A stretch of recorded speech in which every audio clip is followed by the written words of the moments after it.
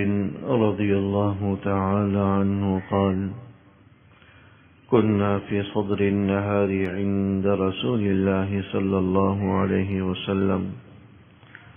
فجاءه قوم عراة مشتاب النمار أبي العباء متقلدي السيوف، عامتهم من مضر بل كلهم من مزر، فتمعر وجه رسول الله صلى الله عليه وسلم لما رأى بهم من الفاقة۔ حدیث نمبر 2 ہے۔ حضرت جریر ابن عبداللہ رضی اللہ تعالی عنہ صحابی رسول ہیں، ان سے یہ حدیث مبارک منقول ہے۔ فرماتے ہیں کہ کننا فی صدر النہار عند رسول اللہ صلی اللہ علیہ وسلم، کہ ایک دن کے آغاز کے وقت ہم حضور نبی اکرم صلی اللہ علیہ وسلم کے پاس موجود تھے۔ فجاءه قوم عراة مشتاب النمار ابی العباء، تو کچھ لوگ حضور علیہ الصلوۃ والسلام کی خدمت میں آئے کہ جن کے پاس پہننے کو کوئی لباس نہیں تھا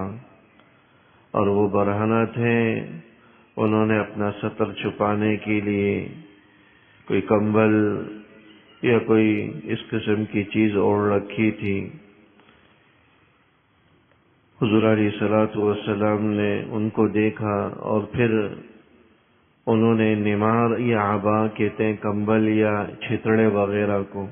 یعنی اپنا سطر چھپانے کے لیے چھتڑے یا اس قسم کا کمبل، کوئی ٹکڑا کپڑے کا انہوں نے لے رکھا تھا۔ متقلدی السیوف، اور اپنے گردنوں پر انہوں نے تلواریں بھی لٹکائی ہوئی تھی۔ عامتهم من مضر، اکثر ان میں سے قبیلہ مضر کے لوگ تھے، عربوں کا ایک بڑا قبیلہ ہے مضر کے نام سے۔ بل کلهم من مضر، بلکہ راوی فرماتے ہیں کہ سارے کے سارے لوگ جو اس حال میں آئے تھے وہ سب کے سب قبیلہ مضر کے تھے، یعنی لباس ان کے پاس پہننے کو تھا نہیں، اور صدر چھپانے کے لیے کپڑوں کے ٹکڑے لے رکھے تھے، اور فقر و فاقہ کی وجہ سے ان کی کھال ہڈیوں تک دس چکی تھی۔ حضور علیہ الصلوۃ والسلام نے جب ان کی غریبی اور فقر و فاقہ کو دیکھا تو فتمعر وجہ رسول اللہ صلی اللہ علیہ وسلم، حضور علیہ الصلوۃ والسلام کے چہرے کا رنگ تبدیل ہو گیا ان کے فقر و فاقہ کو دیکھ کر، لما رأى بهم من الفاقہ، کہ جو فقر و فاقہ ان پر تھا، غربت ان پر تھی، حالانکہ یہ مسلمان تھے۔ ان کے فقر و فاقہ کو دیکھ کر حضور علیہ الصلوۃ والسلام کی طبیعت مقدر ہو گئی۔ فدخل ثم خرج، حضور علیہ الصلوۃ والسلام اپنے گھر تشریف لے گئے کہ دیکھیں کہ کچھ ان کو دینے کے لیے گھر کے اندر ساز و سامان ہو تو ان کو دے دوں، لیکن گھر سے خالی ہاتھ نکلے کیونکہ گھر میں بھی کچھ تھا ہی نہیں کہ جو ان کو دیا جا سکے۔ فأمر بلالا فأذن وأقام فصلى، پھر حضور علیہ السلام نے حضرت بلال رضی اللہ تعالیٰ عنہ کو حکم دیا کہ تم آذان کہو اور اقامت دو۔ لوگ جمع ہوئے، فصلى، حضور علیہ السلام نے نماز پڑھوائی۔ غالباً کوئی نماز کا وقت تھا تو نماز ہی کی آذان دی گئی، اقامت کہہ کر نماز ہو گئی۔ نماز کے بعد ثم خطب فقال یا ایھا الناس اتقوا ربکم الذی خلقکم من نفس واحدہ، خطبہ دیا، اس کے بعد یہ آیت پڑھی اس خطبے کے اندر، اے لوگوں اپنے اس رب سے ڈرو، خلقکم من نفس واحدہ، جس نے تم سب کو ایک جان سے پیدا کیا ہے، تم سب ایک ہی باپ کی اولاد ہو، حضرت آدم علیہ السلام کی۔ الی آخر الآیہ ان اللہ کان علیکم رقیبا، یہ پوری آیت تلاوت کی، اور پھر اس کے ساتھ سورہ حشر کی ایک اور آیت تلاوت کی، اتقوا اللہ ولتنظر نفس ما قدمت لغد، کہ لوگوں اللہ سے ڈرو اور ہر آدمی اس بات کو دیکھے کہ اس نے اپنی آخرت کے لیے کیا بھیج رکھا ہے۔ وہ ہے کہ پہلی آیت کے ذریعے یہ بتلا دیا کہ یہ بھی ہم ہی میں سے ہیں، جتنے بھی انسان ہیں وہ سب حضرت آدم علیہ السلام کی اولاد ہونے کی نسبت سے ہمارے ساتھ شریک ہیں، ہمارے بھائی ہیں۔ اور دوسری آیت کے اندر آخرت کے لیے ذخیرہ کرنے کی ترغیب دی۔ تصدق رجل من دینارہ من درہمہ من ثوبہ من صاع برہ من صاع تمرہ حتی قال ولو بشق تمر۔ حضور علیہ السلام نے ترغیب دی کہ تم میں سے ہر آدمی اپنے دیناروں میں سے، اپنے درہموں میں سے، اپنے کپڑوں میں سے، اپنی گندم میں سے، اپنی کھجوروں میں سے صدقہ کرے، یہاں تک کہ اگر کسی کے پاس کچھ اور نہ ہو تو کھجور کا ٹکڑا ہی صدقہ کر دے۔ فجاء رجل من الانصار بصرة كانت كفه تعجز عنها بل قد عجزت۔ تو ایک انصاری صحابی درہموں سے بری ہوئی ایک تھیلی لے کر آئے جس کا وزن اتنا تھا کہ وہ اٹھنے سے عاجز آ رہے تھے، بل قد عجزت، بلکہ قریب تھا کہ وہ تھیلی ان سے گر پڑتی، اتنا وزن اس میں تھا۔ ثم تتابع الناس، جب ان کو تھیلی لاتا ہوا دیکھا تو پھر لوگ مسلسل کچھ نہ کچھ لاتے رہے۔ حتی رأیت کومین من طعام وثیاب، یہاں تک کہ میں نے، حضرت جریر فرماتے ہیں کہ میں نے دو بڑے بڑے ڈھیر دیکھے، ایک ڈھیر گندم غلہ اناج وغیرہ کا تھا، دوسرا ڈھیر کپڑوں وغیرہ کا تھا۔ حتی رأیت وجہ رسول اللہ صلی اللہ علیہ وسلم یتعلل کأنہا مذہبہ، جب دیکھا حضرات صحابہ نے اپنی وسعت سے بڑھ کر صدقہ دیا ہے تو خوشی کے مارے آپ کا چہرہ کھل اٹھا، کأنہا مذہبہ، اور آپ کا چہرہ چمکنے لگا جیسا کہ کوئی سونے کی چیز چمکتی ہے۔ فقال رسول اللہ صلی اللہ علیہ وسلم، حضور علیہ السلام نے پھر ارشاد فرمایا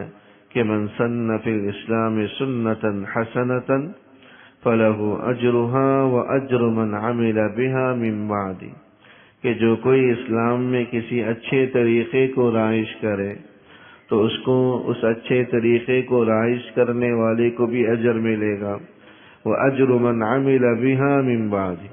اور اس کے بعد جتنے لوگ اس اچھے طریقے کو اختیار کریں گے ان کے اجر و ثواب میں سے بھی اس کو اجر ملے گا، من غیر ان ينقص من اجورہم شیئا، اور کسی کے اجر میں ذرہ برابر بھی کمی نہیں ہوگی۔ ومن سن فی الاسلام سنتا سیئتا، اور جو کوئی اسلام کے اندر کسی برے طریقے کو رائج کرے گا، کان علیہ وزرہا ووزر من عمل بہا من بعد، تو اس آدمی پر بھی اس کا وبال اور گناہ ہوگا اس برے عمل کا، اور جتنے لوگ اس برائی کا ارتکاب کریں گے اس کی دیکھا دیکھی، تو ہر ایک کے گناہ اس آدمی کے کھاتے میں بھی لکھے جائیں گے جس نے اس برے عمل کو جاری کیا تھا۔ من غیر ان ينقص من اوزارہم شیء، اور کسی کے گناہوں کے بوجھ میں بھی کوئی کمی واقع نہیں ہوگی۔ یہ حدیث مبارک کے اندر جو واقعہ بیان کیا گیا، اس سے ایک تو غرباء فقراء کے ساتھ مدد معاونت کی ترغیب بھی ہے۔ حضرات صحابہ رضوان اللہ تعالی علیہم اجمعین باوجود یہ کہ خود فقر و فاقہ کا شکار تھے، لیکن جب حضور علیہ الصلوۃ والسلام کا ارشاد صدقے کا آیا تو ہر ایک نے اپنی بساط سے بڑھ کر صدقہ و خیرات کیے۔ دوسری بات جس سے معلوم ہوئی کہ صدقے کے اندر ہی کوئی ضروری نہیں ہے کہ انسان بہت سا صدقہ کرے، اپنی وسعت کے مطابق اخلاص کے ساتھ تھوڑا بھی دے دے،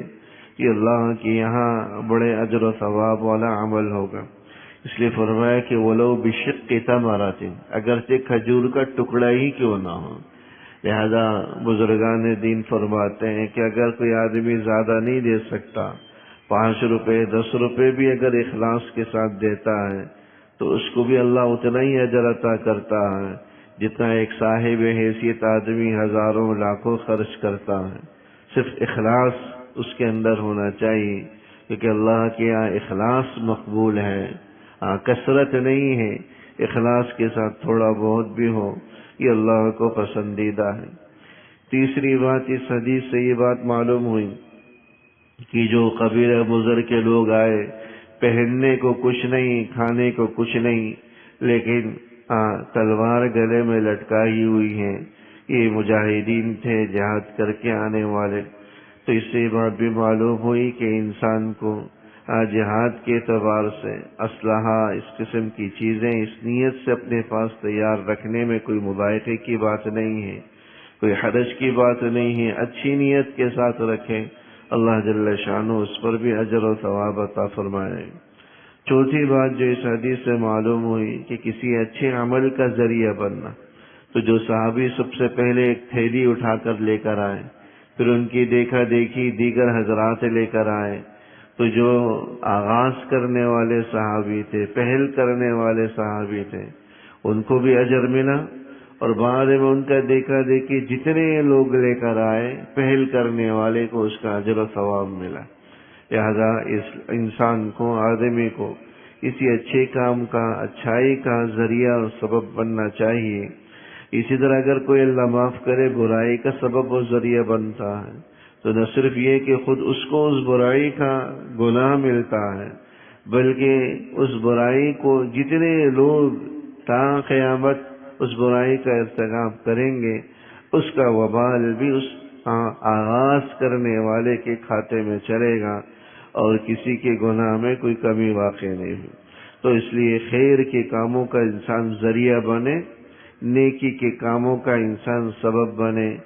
برائی کے کاموں میں ذریعہ اور سبب بننے سے گریز کریں۔ تو پتہ چلا کہ جس طرح ایک صدقہ جاریہ ہوتا ہے کہ جس کا ثواب مرنے کے بعد بھی ملتا ہے،